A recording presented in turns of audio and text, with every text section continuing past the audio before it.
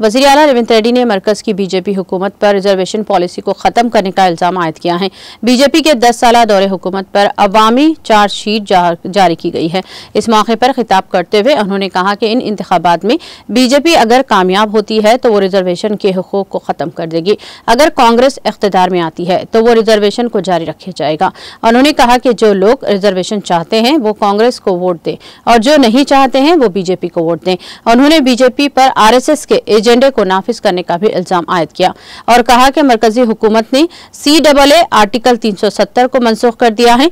उन्होंने कहा कि बीजेपी SC और ST OBC तहफ़्फ़ुज़ात को मनसूख करने की साजिश कर रही है।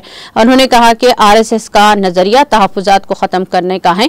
उन्होंने मोदी पर इल्ज़ाम लगाया कि उन्होंने कर्ज के बहरान में मुल्क को ढकेल दिया है। 2014 से अब तक मोदी ने 113 लाख करोड़ का कर्ज हासिल किया है। उन्होंने कहा कि मुल्क पर 168 लाख करोड़ का कर्ज का बोझ है। उन्होंने कहा कि मरकजी हुकूमत GST के नाम पर टैक्स लगाकर लूट रही है। मोदी ने बच्चों के पेंसिलों पर भी GST लगा दी है। मोदी हुकूमत अडानी अंबानी के दबाव के सामने झुक गई है। 10 सालों में हुकूमत ने कई सरकारी इदारों को कारपोरेट इदारों को फरोख्त कर दिया है। पेट्रोल की कीमत जो 50 रुपये थी आज 110 रुपये हो गई है। उन्होंने कहा कि अगर मोदी दोबारा बरसरे इख्तिदार आएंगे तो मुल्क तबाह हो जाएगा। बीजेपी ने मुल्क के दौलत को लूटा है। उन्होंने कहा कि कांग्रेस मुल्क और इसकी दौलत की हिफाजत के लिए लड़ रही है।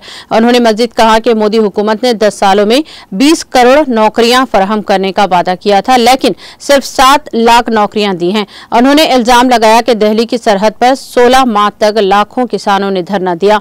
AICC के सेक्रेटरी दीपा दशीमशी, उजरा कोमट रेड्डी, भट्टी विक्रमार्का, पूनम प्रभाकर और कई कांग्रेस लीडरों ने इस प्रोग्राम में शिरकत की।